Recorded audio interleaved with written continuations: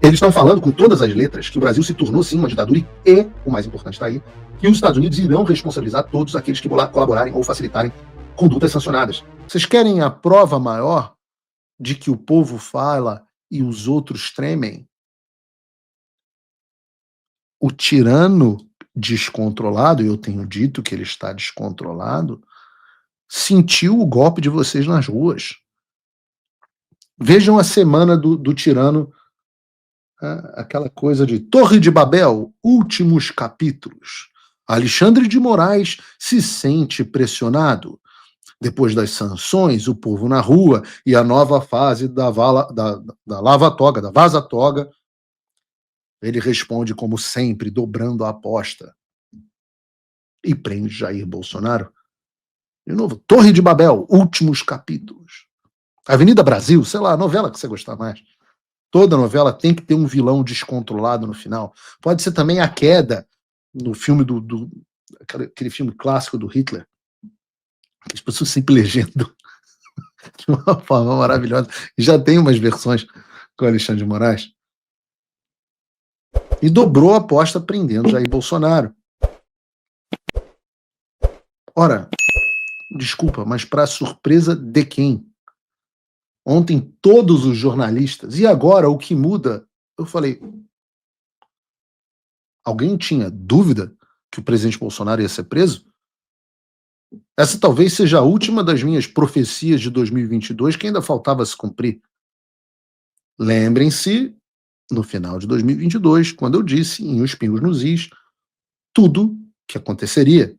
Oposição perseguida e liquidada, Bolsonaro inelegível, falei no 8 de janeiro, e avisei que o Bolsonaro seria preso. Todos esses dons proféticos. Quanto que eu tentei impedir que o presidente Bolsonaro voltasse ao Brasil? Imaginem se ele tivesse aqui agora o tamanho do poder de articulação que a gente teria. E eu confesso, eu não tenho nenhum prazer em estar correto, porque ontem foi um dia triste para o Brasil. Muito triste. Mas não um dia inesperado. Bolsonaro está, de fato, preso. E como eu disse, você que acompanha o Paulo Figueiredo Show sabe que essa prisão era, por nós, absolutamente esperada. Precificada dentro do nosso trabalho aqui nos Estados Unidos. Nós avisamos aos americanos. Não. A última reunião que Eduardo Bolsonaro e eu fizemos nos Estados Unidos, em Washington, quando nós sentamos com todas as pessoas do Departamento de Estado, eu disse, saiu da minha boca com todas as letras, nós não vemos mais um cenário onde o presidente Bolsonaro não seja preso. Por quê? Porque eu sempre disse a todos vocês, e digo a eles, e digo a todos, que um dos nossos pressupostos, um dos pressupostos do nosso plano é o de que o Alexandre sempre vai dobrar a aposta. Ele sempre vai dobrar a aposta. E por que então que nós continuamos? Porque nós sabíamos que ia chegar até o ponto que nós chegamos ontem. Se você não joga truco, mas joga pôquer, você sabe que você sempre pode dobrar a aposta. Até um ponto, que se chama all-in, que é quando todas as suas fichas se esgotam. E aí, neste momento, é a hora dele mostrar as cartas. Vejam, existe um comentário, eu até isso está expresso na nota que o Eduardo Bolsonaro publicou ontem. A gente tem aí no programa, Bruno? Tem. Recebi com tristeza como filho. Deixa eu aumentar isso aqui, porque minha vista está boa, mas não tão boa. Recebi com tristeza como filho, mas sem surpresa, a notícia da prisão domiciliar do meu pai, Jair Bolsonaro. Desde que traçamos nossos planos para a restauração das liberdades no Brasil, sempre tivemos uma certeza. Alexandre de Moraes é um psicopata descontrolado que jamais hesitaria em dobrar a aposta. Após ser sancionado como violador de direitos humanos, que é, no dia seguinte, a uma multidão tomar as ruas no Brasil contra ele, e no mesmo dia em que novas denúncias da vaza-toga expuseram a podridão do seu gabinete, ele reagiu da única forma que conhece, dobrando a aposta em uma cortina de fumaça autoritária. Cortina de fumaça porque, obviamente, ele quis abafar a vaza-toga que saiu ontem, vai falhar miseravelmente, porque a gente vai fazer um programa amanhã inteiro sobre a vaza-toga. E Eduardo continua: essas ações só nos fortalecem. Alexandre de Moraes é agora um violador de direitos humanos oficialmente sancionado e nós permaneceremos inabaláveis. As fichas do outro lado estão acabando e as oportunidades de frear essa loucura estão se esgotando. Que o sistema entenda isso antes que seja tarde demais. Deus abençoe o Brasil, Deus abençoe a América. Existe um comentário de que estão fazendo, Globo News, eu vi André Sadi fazendo isso, outras pessoas, que o Bolsonaro teria cavado a prisão. Isso é uma bobagem. Né? O presidente Bolsonaro estava muito preocupado, até preocupado demais com o fato de ser preso, na minha opinião, né? Porque a prisão é, muitas vezes, parte da trajetória de um grande líder. De todos. Até do nosso Senhor Jesus Cristo, que, aliás, nos ensina que é claro que nós seremos sempre perseguidos por defendermos a verdade, com V maiúsculo. E essa é a vida das pessoas cristãs. Nós não podemos deixar de lutar independente das circunstâncias. Eu acharia errado se fosse diferente. Se eu não estivesse sendo perseguido no Brasil do Alexandre, quem não está sendo perseguido está fazendo alguma coisa de errado. É ou não é? A gente não tem que ter preocupação de estar sendo perseguido. O príncipe desse mundo é outro. Então, sempre que nós estivermos fazendo o desserviço ao príncipe desse mundo, nós vamos sofrer as consequências. Nós seremos perseguidos. Isso é básico da vida de um cristão. Então, você vai ser preso. Vai ser preso, vai ser perseguido, pô, faz parte. Prisão domiciliar, nem acho tão ruim. Segura a bronca, pô. Segura a bronca, falo isso com lugar de fala. Pô. Fui preso, pô. Paciência. Macacão laranja. Não foi em casa, não. Prisão federal americana, pô. Assim mesmo, vambora.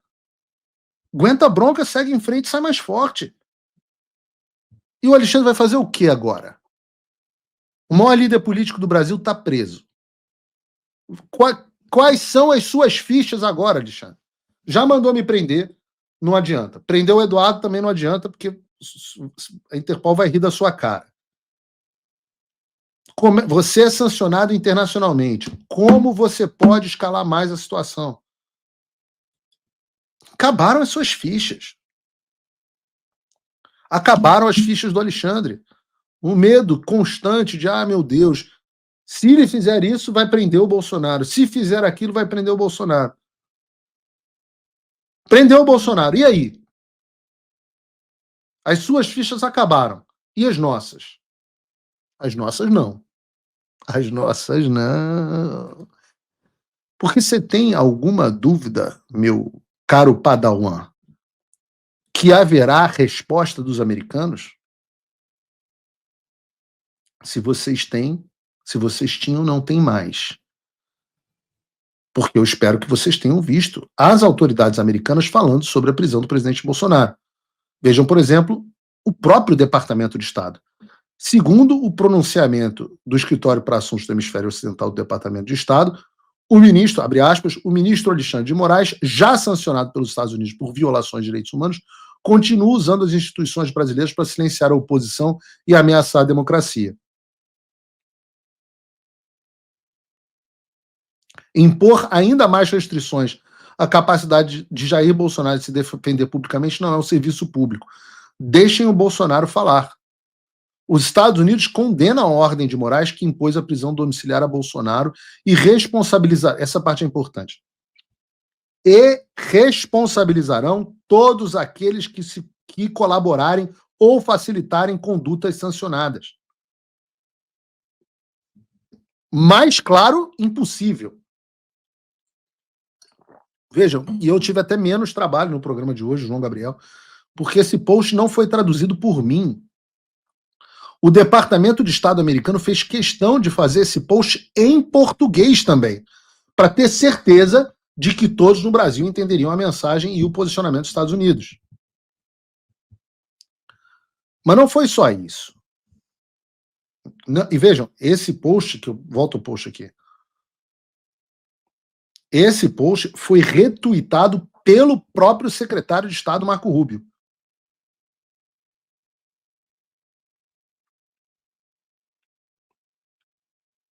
Maria Elvira Salazar, outra. Já falamos aqui sobre a Maria Elvira Salazar, que foi fundamental nesse processo. Injustiça. Alexandre de Moraes, mais uma vez, abusou do seu poder ao colocar o ex-presidente Bolsonaro em prisão domiciliar sem qualquer condenação devido ao processo legal. Isso não é justiça, isso é perseguição. O Brasil está perigosamente perto de se tornar uma ditadura onde opositores políticos são silenciados e não julgados. Precisamos levantar nossas vozes antes que seja tarde demais. Ah, mas Paulo, não basta o pronunciamento do Departamento de Estado da deputada do partido do Trump, muito aliada a ele. Tudo bem, teve mais.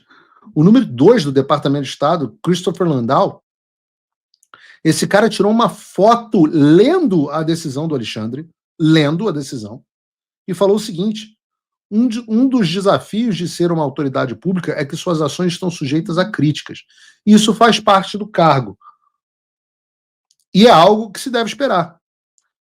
Teve até um cara que falou isso uma vez, né? Não quer receber crítica, sai da vida pública. Não lembro quem foi, mas teve um cara famoso. Aparentemente, ninguém explicou isso ao ministro Alexandre de Moraes do Supremo Tribunal Federal, que hoje colocou o ex-presidente Bolsonaro em prisão domiciliar e o privou de acesso a um telefone celular. Seu suposto crime, aparentemente, de criticar o próprio ministro Moraes, algo que agora ele convenientemente caracteriza como obstrução de justiça. Os impulsos orwellianos e sem controle do ministro estão arrastando sua corte e seu país para um território desconhecido, o de uma ditadura judicial. Ou seja, estão falando... esse é o post retuitado do Marco Rubio. Retuitado do Marco Rubio. Muito bem, Bruno. Eles estão falando com todas as letras que o Brasil se tornou, sim, uma ditadura e o mais importante está aí, que os Estados Unidos irão responsabilizar todos aqueles que colaborarem ou facilitarem condutas sancionadas. E é por isso que dá para dizer com confiança, mesmo sem você que está em casa ter informações privilegiadas do Departamento de Estado, qualquer um dos mais de 101 mil pessoas que estão nos assistindo, que o bicho vai pegar. E os movimentos, a partir de agora, os próximos movimentos a serem observados, como deixou claro o Departamento de Estado, não são os do Alexandre, mas sim os do sistema que o sustenta. E eu estou falando aqui, por exemplo, do presidente do Supremo Tribunal Federal, Luiz Roberto Barroso, do presidente do Senado, Davi Alcolumbre, do presidente da Câmara, Hugo Mota, do PGR, Paulo Gonet, do delegado-geral da Polícia Federal, Andrei Rodrigues, do próprio ministro Gilmar Mendes, tão importante, o decano da corte. E eu digo uma coisa para vocês, câmera 2.